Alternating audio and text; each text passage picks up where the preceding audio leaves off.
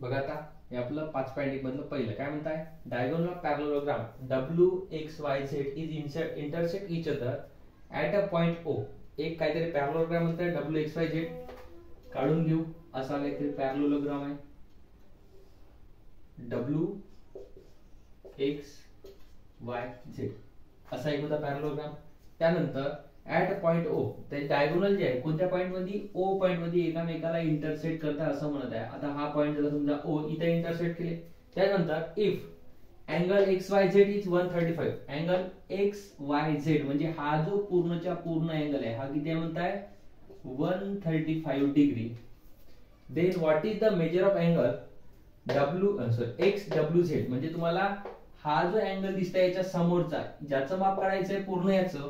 त्यानंतर काय म्हणताय and angle Y Z W हा जो अँगल दिसताय या अँगलचं माप तुम्हाला काढायचं आहे. या दोन अँगलचं माप काढायचं आहे. सोबत सोबत काय म्हणताय if length of O Y, बघा इथून इथपर्यंतची लांबी किती दिली आहे 5 सेंटीमीटर दिली आहे. तर तुम्हाला पूर्णच्या पूर्ण या डब्ल्यू वाय ची लांबी काढायची आहे.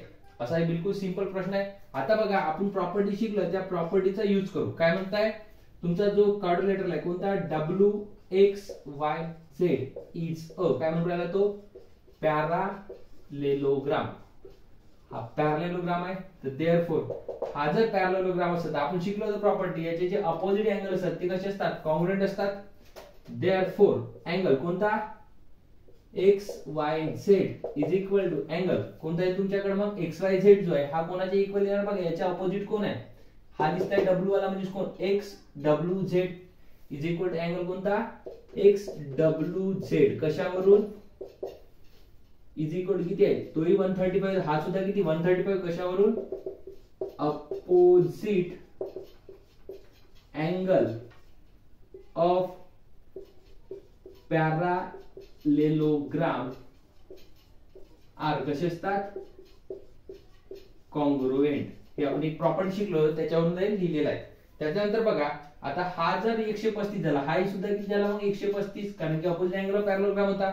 आता बघा हा 135 आपल्याला हा काढायचा आहे म्हणताय. आता हा आणि हा किंवा हा आणि हा हे एकमेकांच्या जवळ जवळ आहे. मग जवळ जवळ जर असेल हा जर पॅरालेलोग्राम म्हणलं पॅरालेलोग्रामचे जे अपोजिट साइड असतात त्या कसं एकमेकांसोबत पॅरलल असतात किंवा या दोन एकमेकांसोबत काय असतात पॅरलल असतात. मग जर दोन पॅरलल लाईनच्या मधात जर जवळ जवळ अँगल म्हणजे एकाच बाजूला त्याला कोणते अँगल म्हणतात इंटेरियर अँगल किंवा ऍडजस्टंट अँगल. आणि इंटेरियर अँगल किंवा ऍडजस्टंट अँगल जे पॅरालेलोग्रामचे असतात ते कसे असतात तुमचे सप्लिमेंटरी असतात. मग आपल्याला काय लिहिता येते देअरफॉर अँगल कोणता तुमच्याकडं तो आता काढलेला X W Z plus angle कोणता तुमच्याकडला काढायचा तो Y Z W is equal to 180 अंश. कशावर लिहित आहे तुमचे जे हे जे अँगल असतात इंटेरियर अँगल आर कसे असतात सप्लिमेंटरी. इंटेरियर अँगल कसे असतात पॅरालेलोग्रामचे सप्लिमेंटरी असतात. मग आता इंटेरियर अँगल जर सप्लिमेंटरी असतात तर बघा मग तुमचा एक्स डब्ल्यू झेड आताच काढला तो किती आला 135 आला होता. मग याची जागी 135 येईल 135 plus angle Y Z W is equal to 180. आता हा 135 तिकडे नेलं काय होणार angle Y Z W is equal to 180 minus 135 180 मधून 135 गेले तर किती होणार 45 अंश. म्हणजे अँगल वाय झेड डब्ल्यू बरोबर किती आलं 45 अंश. आता बघा तुम्हाला हे निघलं आता काय काढा म्हणत आहे तुमचा if length of O Y is equal to 5. आता बघा इथून इथपर्यंत हा जो 5 आहे तुम्हाला काय म्हणताय वाय डब्ल्यू पासून वाय पर्यंत अंतर काढा. हे वाला पूर्ण अंतर काढायचंय. आता याच्यात पुन्हा आणखी एक आपण प्रॉपर्टी शिकलो होतो. हा जर पॅरालेलोग्राम आहे म्हटलं तर या पॅरालेलोग्रामचे जे डायगोनल असतात ते काय करतात एकामेकाला बायसेक्ट करतात. बायसेक्ट म्हणजे काय करतात दोन इक्वल पार्ट्स. मग समजा हा जर 5 आहे हा एक तुकडा 5 झाला हा सुद्धा तुकडा काय होणार 5 होणार. म्हणजेच काय हा जो तुमचा वाय डब्ल्यू वाय जो दिसतोय हा काय असणार याच्या काय असणार डबल असणार.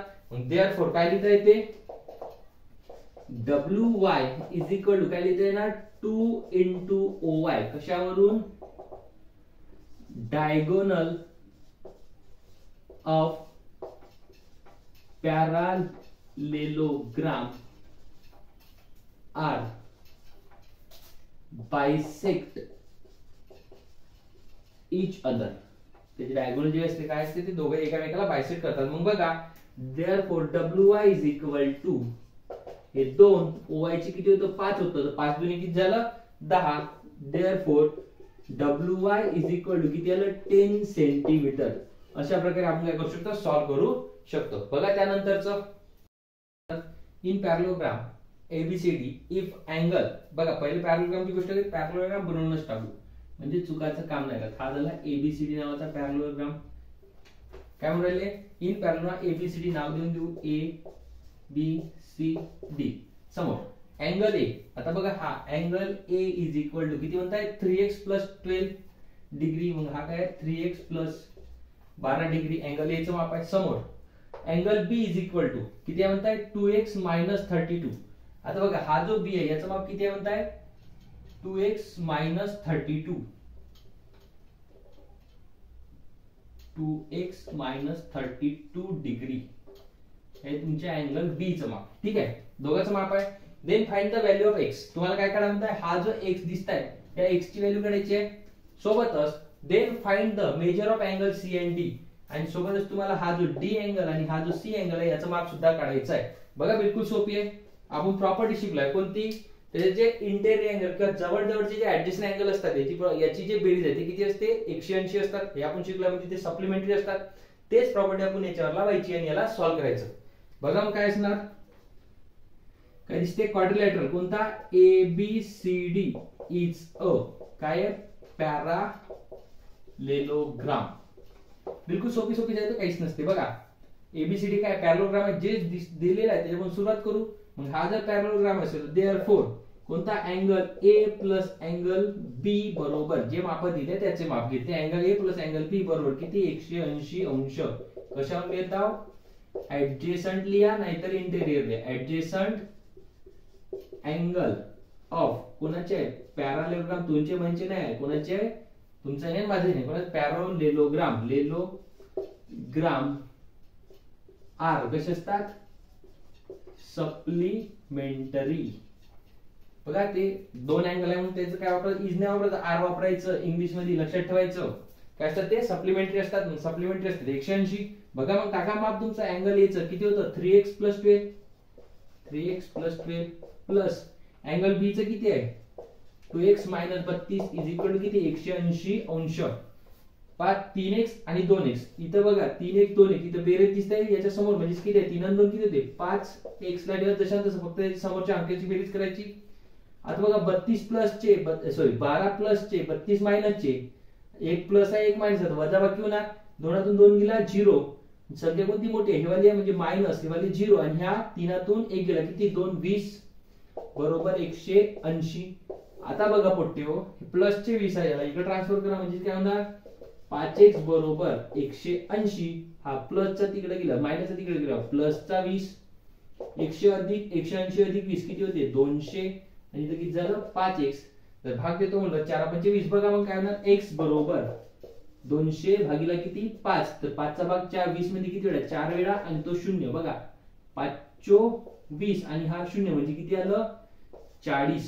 x चा किती आलं 40 अंश. तर तुम्हाला x चं माप नाही लागत आहे काय म्हणताय तुम्हाला x चं माप लागू राहिलं पण सोबत काय म्हणताय C आणि D चे माप काढायचं. मग C आणि D चं माप काढायचं काय करायचं हे जे 40 चे हे जी व्हॅल्यू आली x ची इथे पुट करा इथे पुट करा नंतर तुम्ही या C आणि D च्या व्हॅल्यू काढू शकता. बघा मग देअरफॉर अँगल A बरोबर काय दिसते तुमच्याकडं 3x + 12 होता. आता या x ची जागी टाकायची किती तुम्ही काढलेली हे 40 x चा किती 40 अधिक 12 किती होते बघा. जर तुम्ही याचं करतो म्हणलं 3×12 म्हणजे 120 होईल ना 40 3 120 अधिक हे वाले तुमचे 12 120 आणि 12 किती झाले. देअरफॉर अँगल A बरोबर 120 आणि 12 किती होणार 132 अंश. अँगल A चं माप आलं. सोबतच बघा आता या अँगल A चं माप केवढं आलं. अँगल D चं माप काढायचं काय दिसते angle B is equal to बघा आता अँगल B अँगल A चं भेटलं त्याच्याच अपोजिट अँगल कोण असते A च्या C आहे म्हणून काय असणार therefore angle A is equal to angle C is equal to 132 अंश. कशावरील अपोजिट अँगल कशाचे पॅरलोग्रामचे, ते कसे असतात कॉन्ग्रुएंट असतात, opposite angle of parallelogram, shortcut लिहितो पॅरालेलोग्राम आर कसे असतात कॉन्ग्रुएंट म्हणा नाहीतर इक्वल म्हणा. हे झालं एक. त्याच्यानंतर बघा अँगल बी साठी angle B is equal to हेच पुट करायचं, x जागी 40 काय दिसते 2 गुणिला x जागी 40 मायनस चे 32. जर आपण बघितलं बघा 40 दुने 80 मायनस चे 32, 80 मधून जर 32 गेले किती राहणार लवकर सांगा, 58 राहील की 57 राहील की 48 राहील, किती राहणार अँगल बी बरोबर किती 48 अंश. आता बी बरोबर 48 अंश आलं तर आता बघा बी च्या अपोजिट कोण दिसतंय डी दिसतंय, देअरफॉर अँगल बी बरोबर अँगल डी बरोबर किती 48 अंश, कारण तेच कोणतं opposite angle of parallelogram are कसे असतात कॉन्ग्रुएंट. हे होते आपले आजचे 2 एक्झाम्पल घेतले आपण, त्याच्यात पुन्हा ती प्रॉपर्टी सांगितली. आता उरलेलं जे आपण उद्याला बघू, कंटिन्यू करत जाऊ समोर समोर. तुम्ही याचे हे जे आपल्याला शिकवलेलं याला बरोबर सोडवून घ्यायचं, बरोबर एक वेळा काय करायचं त्याचा स्क्रीनशॉट घेऊन घ्या, लिहून घ्या, नाहीतर वाटल्यास नोट्स बनवा.